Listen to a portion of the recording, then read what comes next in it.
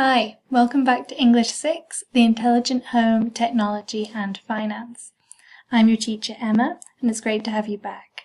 This week, week 3, we're going to be studying vocabulary related to the internet, and we'll also be studying a few more phrasal verbs related to technology. You will remember that we started this block in week 1 with phrasal verbs, and we studied a bit about the grammar of phrasal verbs and how they work. This week we're studying more phrasal verbs because one of the things about phrasal verbs in English is that there are a lot of them and we use them a lot. So it's a good idea to just try and learn them gradually, just a few at a time, and keep going back to them. This is really helpful because it will help you gain sensitivity towards phrasal verbs, which is really important because we use them in a very dynamic way in English. In fact, we often invent phrasal verbs. New phrasal verbs start to be used, come into fashion or go out of fashion. Sometimes we change the way that we use phrasal verbs over time. So it's important to have a kind of a built-up sensitivity to the way in which we pair verbs with prepositions in order to create new meanings in English. So let's get started. First of all, we're going to see some of these phrasal verbs that you've been looking at in action. I want you to have the opportunity to see how they actually work on a screen because they are all related to the kind of work that we do on screens these days. This is the full list that you can see in front of you now. So these are the ones that you've been reading about and learning examples of this week. So we'll go first to these 7, which essentially have parallel meanings. Log in and log out is very much the same as log on and log off. Sign in and sign out. Get in. Get in is a little different, it's less specific, but it basically means to gain access, which is exactly the same as log in and sign in. Okay, so here we are on a landing page of a tech website, and I'm just going to sign in to my account. Now, as you can see, I'm using Google Chrome, so my username and password are actually saved here. So I'm just going to click there, and that's all I have to do in order to be able to sign in to the tech's platform for employees.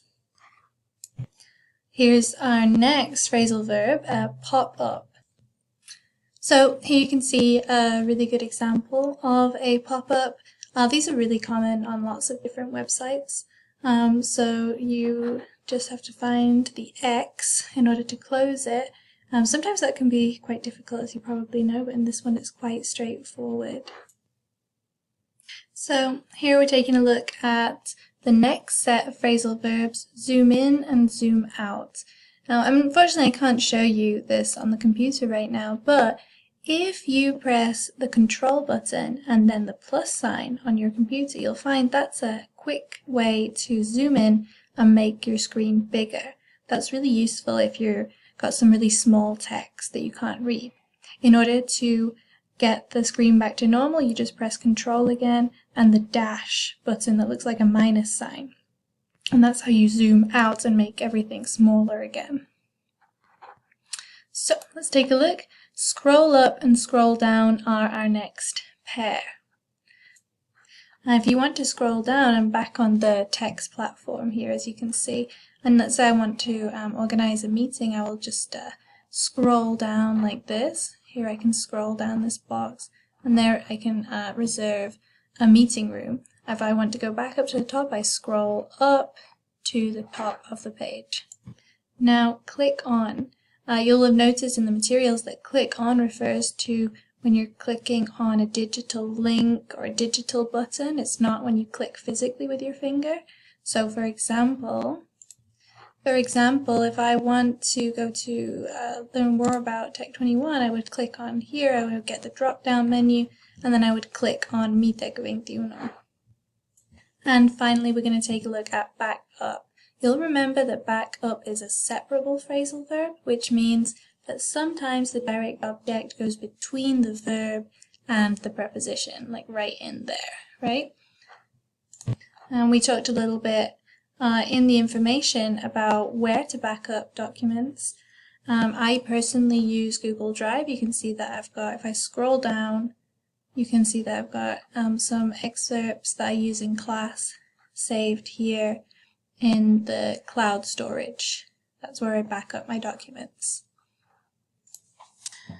Okay, so now you're going to have the opportunity to listen to a dialogue in which somebody is calling up an internet company and asking for some help connecting to the internet.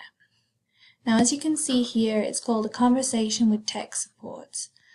Tech support refers to technical support. So people who work in tech support help people in a company or customers of a company if they have any technical or technological problems with technology. So if my computer is not working, then I have to call tech support and see if they can find a solution.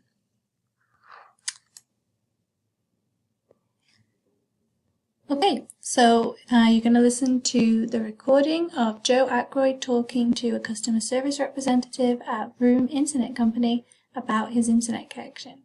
This first time that we play this, just try and focus on what's being said and understand the general dialogue, okay? Here we go. 3, 2, 1. Hello, this is Vroom Internet Company. Who am I speaking to today? Hi, my name is Joe Aykroyd. I'm calling because I'm having some issues connecting to my internet at home. Hi, Joe. I'm sorry to hear that. Can you give me your client number, please? Yes. Here it is. It's 26441-7VIC. Okay, let's see here. You contracted Vroom Internet on 3rd of May this year, is that correct? Yes, that's right. Everything has been fine, but this week I can't get my internet to work. I have tried to get in with the password from the modem, but it's still showing me as offline. I don't know any other way to access the network. Okay. Can you see the Wi-Fi symbol on your modem? Is the light on? Yes, I can see the Wi-Fi symbol, and yes, the light is on. Okay, great. So the first thing to do is to turn off the modem, wait 10 seconds, and then power it up again. Okay, hang on, I'll do that. You know, I also wanted to ask, in addition to the problems with the internet, I also find that whenever I'm on social media, I get loads of ads popping up. Do you think it's related to this problem? Could someone have hacked my network? That sounds like a problem with your computer or the websites you're using, not the internet connection. You could try changing your browser and see if the problem continues. Make sure you back up all of your documents somewhere before you update your software. Okay, thanks. Right, the modem is back on and the Wi-Fi light is on. I'm going to try the password again. Okay, great. Don't forget to use capital letters, just as they appear in the password. Wow, I got in. It seems to have worked. Thank you. That's great. I'd like to recommend that you download our app for any future problems that you may have. We can attend you quicker through the app. It's Vroom Customer in the App Store. Okay, but how do I sign into it? You can log in using your client number and the password from your modem, so it's really easy. Is there anything else I can help you with today? No, thank you so much. Goodbye. Okay, great. So what you're going to do now is you're going to pause this video. You're going to open the link that you can see on the screen there. And you're going to do the activity answering the comprehension questions that you find there.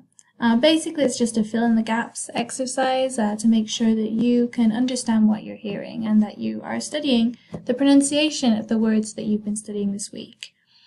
So once you get to that link, you click on that link. Once you get to the website, just run this video back and listen again. And as you're listening, type in those words that you hear, okay? So that's where I'll leave you for this week. Thank you so much, and I look forward to seeing you again soon.